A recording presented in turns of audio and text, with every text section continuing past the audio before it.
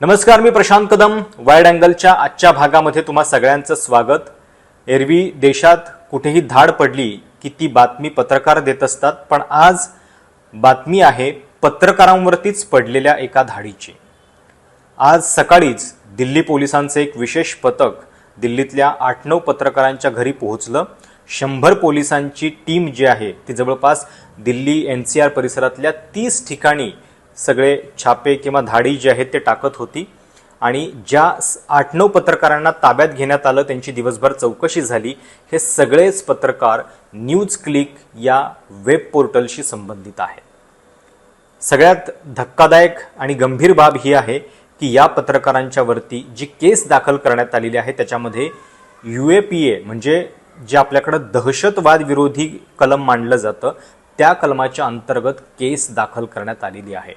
आणि त्यामुळं हे कोण असे पत्रकार आहेत की ज्यांची एवढी दहशत आहे, ती देशाला आहे की सरकारला माहिती नाहीये किंवा एका विशिष्ट पक्षाला, पण अशा पद्धतीची कलमं त्यांच्यावरती लावण्याची वेळ का आली, काय आहे हे सगळं प्रकरण आणि कुठल्या नेमक्या आरोपाखाली चायनीज कनेक्शन जे सांगितलं जातंय की या चायनीज फंडिंगच्या मुळे ते हे अडचणीत आलेले आहेत, हे सगळं आपण पुढच्या काही मिनिटांमध्ये समजून घेणार आहोत. आज दिल्ली पोलिसांचे एक विशेष पथक जे आहे ते भल्या पहाटे अगदी 6 वाजताच पत्रकारांच्या घरी पोहोचलं. अभिसार शर्मा, प्रबीर पुरकायस्थ, भाषा सिंह, उर्मिलेश, सोहेल हाशमी हे काही ठराविक नावे आहेत. यातले अभिसार शर्मा जे आहेत त्यांनी याच्या आधी NDTV सारख्या TV मध्ये काम केलेलं आहे आणि जर्नलिझमसाठीचा जो रामनाथ गोयंका हा प्रतिष्ठेचा पुरस्कार मानला जातो, तो पुरस्कार सुद्धा त्यांना प्राप्त झालेला आहे. या सगळ्या पत्रकारांचे मोबाईल, लॅपटॉप जे आहेत ते दिल्ली पोलिसांनी जप्त केले आणि नंतर त्यातल्या काहींना चौकशीसाठी पोलीस ठाण्यामध्ये नेण्यात आलेलं होतं. काही वेळानं त्यांना सोडण्यात पण आलं. आत्ता मी जोपर्यंत हा व्हिडिओ करतोय तोपर्यंत या प्रकरणात कुणालाही अटक झालेली नाहीये, पण या सगळ्या प्रकरणात एक केस जी आहे ईडीची ती दाखल झालेली आहे आणि त्याच्यामध्ये UAPA सारखी कलमं लावली गेल्याचं सांगितलं जात आहे. ही जी माहिती आहे ही सगळी सोर्सेसच्या हवाल्यानं आहे. आत्तापर्यंत अधिकृत स्टेटमेंट जे आहे आत्ता या क्षणापर्यंत तरी या कारवाई संदर्भातलं कुठलंही आलेलं नाहीये. पण नेमकं काय आहे हे सगळं न्यूज क्लिकचं प्रकरण? न्यूज क्लिकवरती धाड जी आहे ती काही आत्ता पहिल्यांदा पडलेली नाहीये.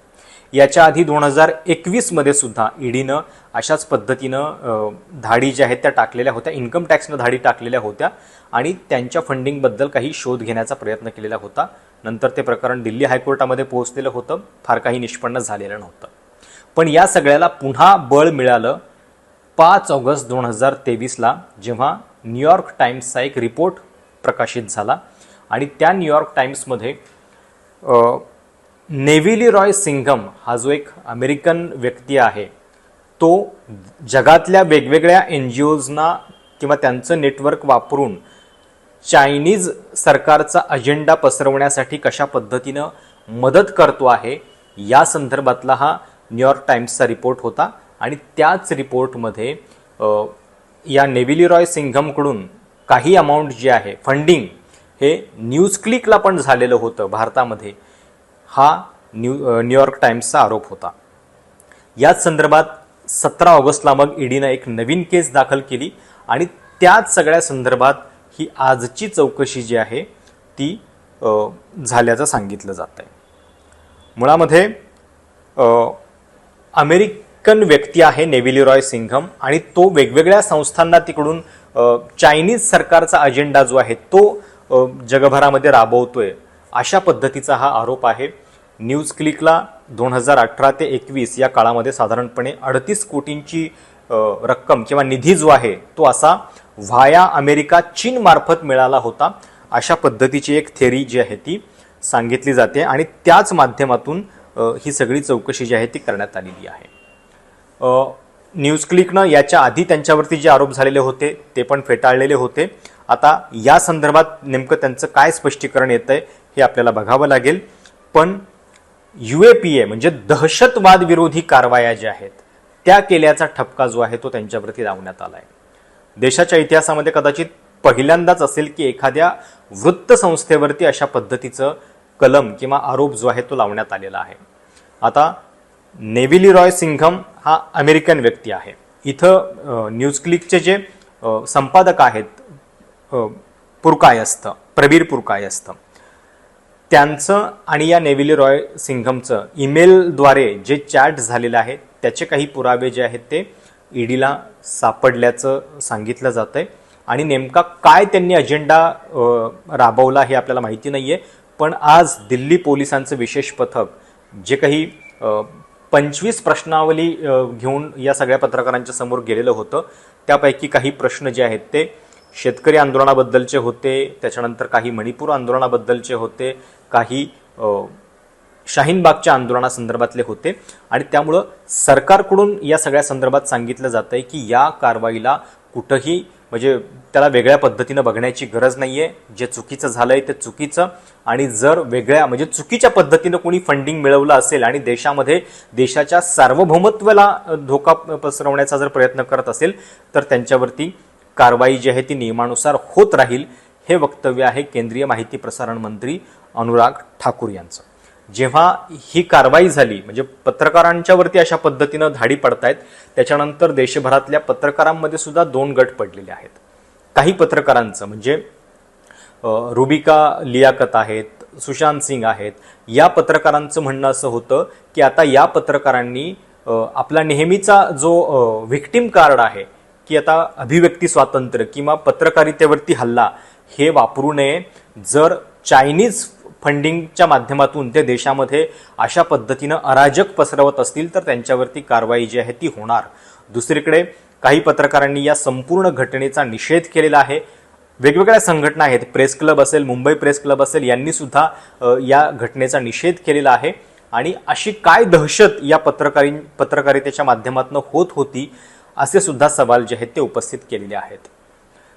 जर UAPAचं कलम लावलं जात असेल तर त्याच्यामध्ये एक शक्यता ही आहे की जे पैसे मिळाले त्याचा दहशतवादाशी काही लिंक आहे का, त्याचं कनेक्शन आहे का, हे बघावं लागेल. ईडीला कदाचित त्याच्या संदर्भातले काही लिंक सापडले असतील तर त्या दृष्टीने ही केस दाखल करण्यात आलेली आहे का हे आपल्याला बघावं लागेल. मुळामध्ये आज पत्रकारांवरती ज्या धाडी पडल्या त्याच्यामध्ये 2 वेगळी नावं पण होती. गौतम नवलाखा ज्यांचं भीमा कोरेगावशी संबंधित नाव होतं त्यांच्यावरती, आणि तिस्ता सेटलवाड ज्यांच्यावरती म्हणजे गुजरातमधल्या दंगलीपासूनच्या अनेक केसेस आहेत, त्यांच्यावरती मोदी सरकार सत्तेत आल्यानंतर विशेषतः त्यांच्यावरती या केसेस खूप मोठ्या प्रमाणामध्ये ऍक्टिव्ह झालेल्या होत्या. या दोघांचं सुद्धा नाव होतं. त्यांना सुद्धा न्यूज क्लिककडून किंवा जे फाउंडेशन आहे नेव्हिली रॉय सिंघमचं त्यांच्याकडून या दोघांना सुद्धा पैसे मिळाल्याची माहिती जी आहे ती सूत्रांच्या हवाल्याने दिली जाते.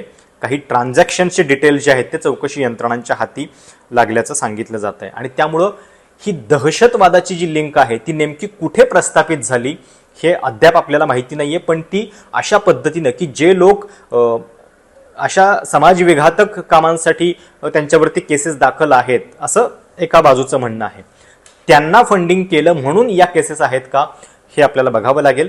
कारण न्यूज क्लिकनं अशा कुठल्या गोष्टी रिपोर्ट केल्या की ज्याच्या माध्यमातून देशाच्या सार्वभौमत्वाला धोका पोहोचला, या प्रश्नांची उत्तर सुद्धा खरं तर मिळायला हवीत. आज जे काही घडलेलं आहे ते देशाच्या इतिहासामधलं खरोखर म्हणजे आणीबाणीची आठवण करून देणारी ही घटना आहे असं सुद्धा काही पत्रकारांनी म्हटलेलं आहे. आणि याच्यामध्ये सगळ्यात महत्त्वाचा प्रश्न हा आहे की हे जे पत्रकार आहेत म्हणजे अभिसार शर्मा असतील, उर्मिलेश सिंग असतील, हे काही वर्षांपूर्वी मेनस्ट्रीम मीडियामध्ये काम करत होते. नंतर 2014 नंतरची जी स्थिती बदलली त्याच्यानंतर त्यांनी मुक्त पत्रकारिता किंवा अशा पद्धतीनं वेगवेगळे प्लॅटफॉर्म जे आहेत ते शोधले आणि तिथून हे पत्रकारिता करत होते. पण आता इथं सुद्धा त्यांना मग टार्गेट करण्याचा प्रयत्न केला जातोय का, हा सुद्धा प्रश्न या निमित्तानं उपस्थित होतोय. खरं तर अजून एक आकडेवारी जी आहे ती खूप चिंतेची आहे, ती म्हणजे वृत्तपत्र स्वातंत्र्याच्या बाबतीत जी जागतिक आकडेवारी आहे त्याच्यामध्ये 180 देशांच्या यादीमध्ये आपला क्रमांक आहे 161वा, म्हणजे खालून 20वा. असं असताना अशा पद्धतीनं म्हणजे जर हे फंडिंग झालेलं आहे तर त्या फंडिंगचे डिटेल्स नेमके काय आहेत हे खरं तर नंतर आपल्याला लक्षात येतील.